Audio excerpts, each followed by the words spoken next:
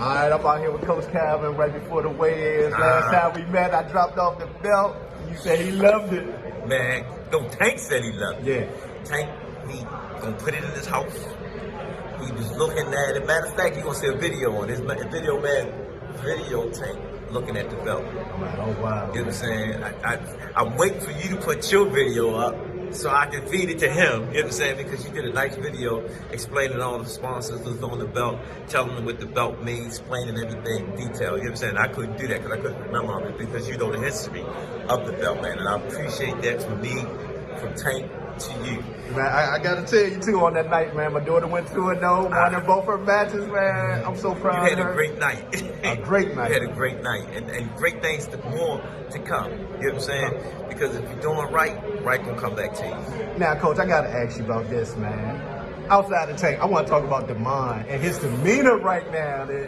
He seems laser focused. I've never seen Demond talk like that. The press conference? No.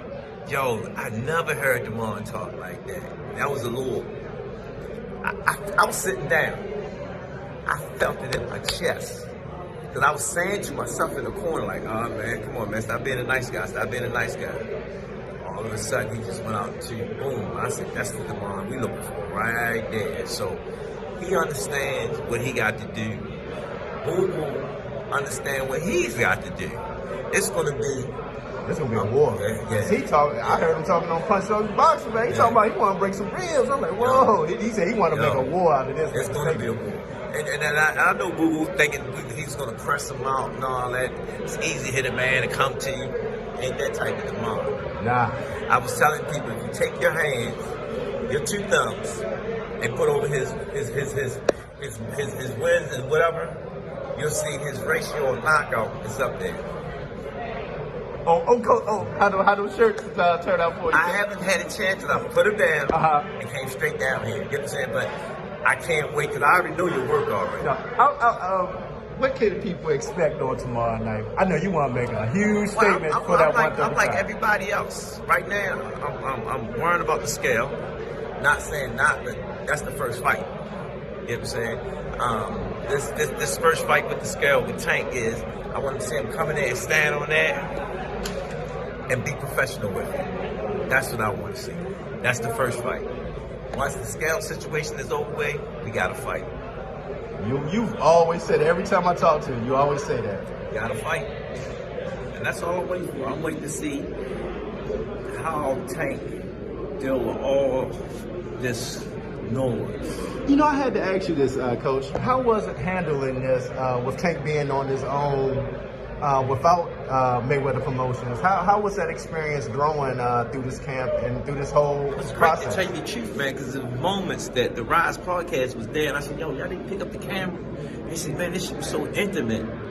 We were scared to pick up the camera. I said, yo, but I just wanted the world to see how he's talking to his OGs around. He was giving game to us. That he let them know like the time is now. There you go. The time is now. That's where that shit came from. He came with strap season. Remember that? I remember that. He's on something else, man. I'm just looking forward to. How proud of you are you, Coach? Don't get me emotional. Don't get me emotional, but I can't wait. You'll see, you know, you'll see all the fighters that he's giving love to, as we already see on this card. With the peace and boys back. You get me? That's special, man. So, and it was funny that you talked about that. You know, with the road through the amateurs, came through DC because there was so much talent in this area. You had to fight. You had to fight, and I said it last night. We used to say in the amateurs that you get your plane ticket because you couldn't go nowhere if you ain't went to DC. You know, it's funny that Tank talked about that too, because you know you hear so much with the DC and Baltimore, but Tank said I never felt that because I felt like home. They loved Tank. I had two fighters that came out of Baltimore from my one gym. That was Ramon Mann and Gervonta Tank Davis. And people really did. They knew some of my other fighters like Andre Lowry, my son Kadir. You know what I'm saying? Kadir, they didn't really know him, but it was my son Kadir. When they watched them fight, they said, where the hell he come from? They said, yo, that's Coach Calvin's son. They said, oh, shit. That's where Tank was noticed, through my son. That's how much his talent was. My son was, I thought I was crazy. He had me beat. So I can't wait till the day and the month. It's like Christmas. I know the whole. Waiting to open the gift up. You know, Coach, we talked about this before that whole ride. Remember before it fruition, about your vision of the Rise podcast? Is it where you saw that finished? Look, I know it's not finished. I tell my team this. I got 2 more things to do that my spirit speaks to me about. After that, we're gonna go. Then you'll see the real effects of the real Rise podcast. You will see the effects of what it's going to do as far as boxing. You're going to see it's going to change boxing. And everybody going to be like, you're going to listen, you're going to start something. You're 100 because it gave a space for a comfortable space for Tank where don't have no judgment, or even for up fighters in general. Yeah. That's what it's all about. And you've always That's what it's talked all about. At the end of the day, man, because they go through enough getting in the gym training, going home dealing with life, then getting in the ring, yo. That's hard. One thing I know, that mental shit, a coach can't teach that shit. He can cultivate it, work with it, explain situations to it. That fighter got to grab it. That's just real shit. And then, and Coach, for people that don't know, right after this, you be going right back dealing with your baby. Yes, hopefully I'm going to be in the regionals with my baby. We're going to the regionals with the ambulance, you know what I'm saying?